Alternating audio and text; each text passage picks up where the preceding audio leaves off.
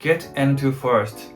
If you want to work in a Japanese IT company, you probably heard this advice.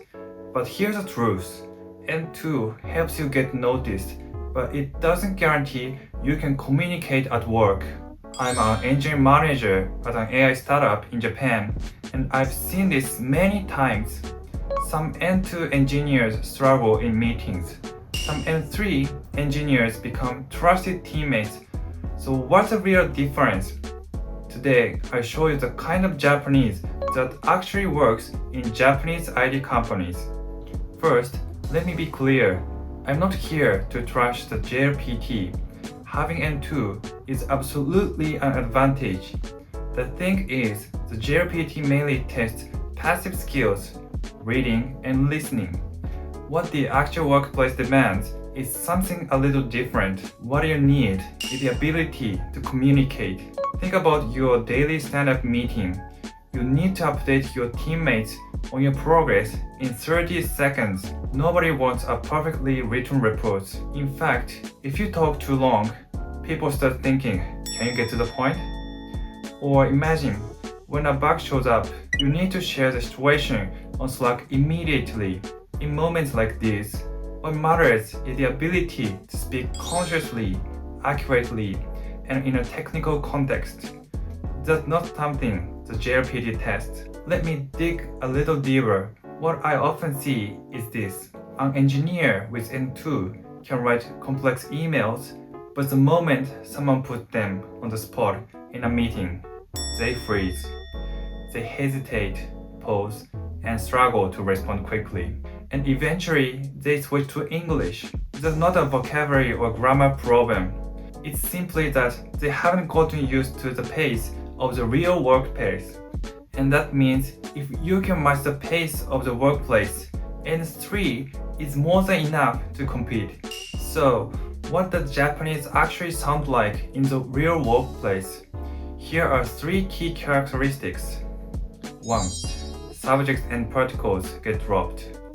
Japanese is a language that naturally omits information that's obvious from context. And in IT workplaces, the tendency is even stronger. Textbook Japanese. プルリクエストのレビューが終わりました。マージしても大丈夫でしょうか？ Real Workplace Japanese. PR レビュー完了です。マージしていいですか？ The meaning is exactly the same, but the second version sounds far more natural. Long and formal sentences can actually make you sound like someone who's not used to the environment.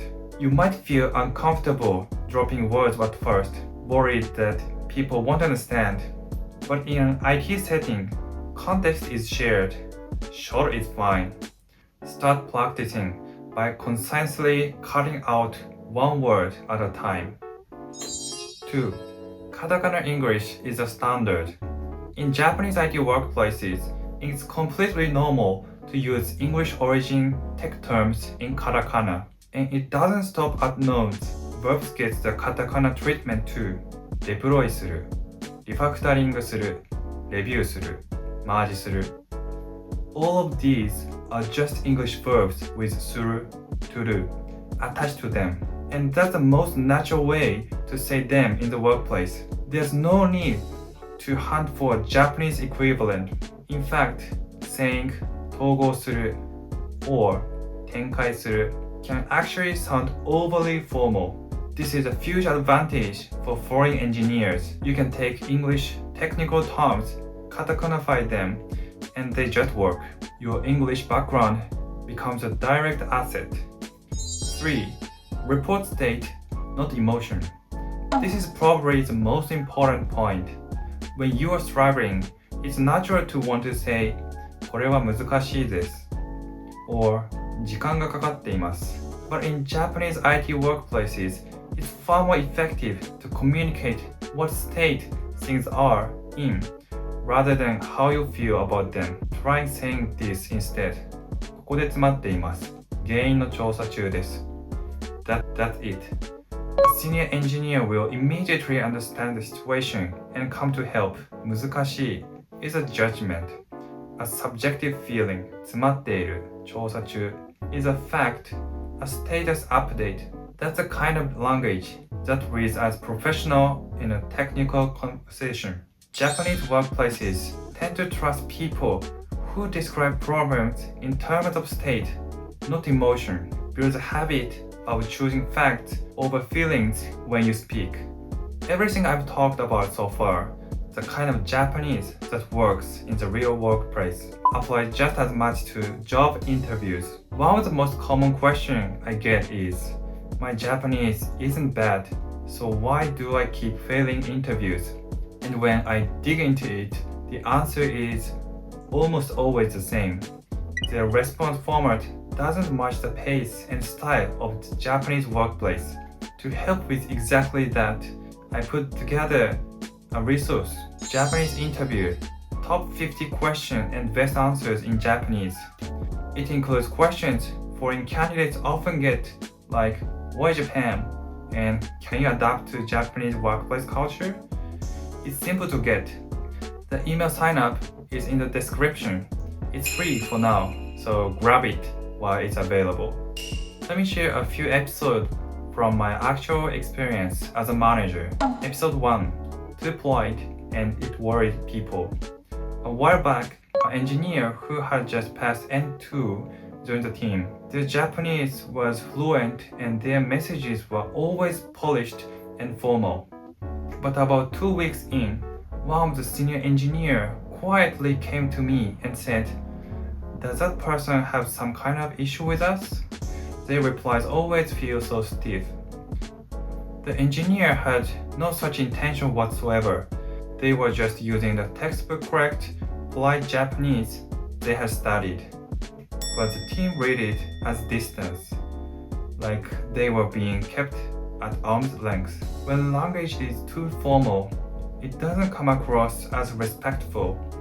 It comes across as a wall. This is one of the most common traps foreign language learners fall into. Episode 2, One short line changed the whole room. This is about a different engineer and 3-level struggle to string long sentences together in Japanese. During one meeting, a complicated discussion had been going on for a while, and then he said, "ちょっと待って、整理していいですか?" That was it. The atmosphere in the room shifted. Everyone there has the same thought. This person is following along. They are taking ownership. Afterwards, one of the team members came up and said, "That was a great call. Your Japanese doesn't have to be perfect. The person who can say the right thing at the right moment is one who looks like a strong engineer." Episode 3, Too many apologies and it almost cost them their credibility. This one might sting a little. One engineer found a bug in their code and sent this on Slack. 本当に申し訳ありませんでした。私のミスで大変なご迷惑をおかけしてしまい。I understand the feeling, but in Japanese IT workplaces, excessive apologies can actually backfire. The reaction from the team is usually, "We don't need to the apology. Just tell us what happened and what you are doing about it." What I coached them to say instead was simple. バグ確認しました。原因は〇〇です。修正中です。That's all you need. Report over apology. Facts over feeling. That's the communication style that works in Japanese IT. Let me zoom out a little for the final section. Japanese language ability matters, no question. But what I actually believe determines whether someone gets hired and thrives is whether their mindset and attitude as an engineer comes through. Honestly, when I evaluate foreign engineers as a manager, I'm not scrutinizing their Japanese all that closely. What I'm really paying attention to is when a problem comes up, can they quickly share what's happening and why? Can they honestly say when they don't know something and then go figure it out? Are they making an effort to understand how the team moves? None of these require perfect Japanese. Even short, Imperfect sentences carry attitude.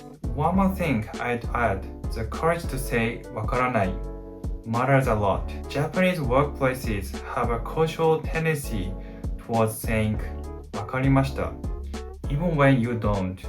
A foreign engineer who can say すみません、もう一度確認させてください That's not weakness, that's professionalism. Trust within a team is built through exactly the kind of honesty, one interaction at a time. Language is a tool. Use that tool to show people what kind of engineer you are. There's one thing I want you to remember, it's this.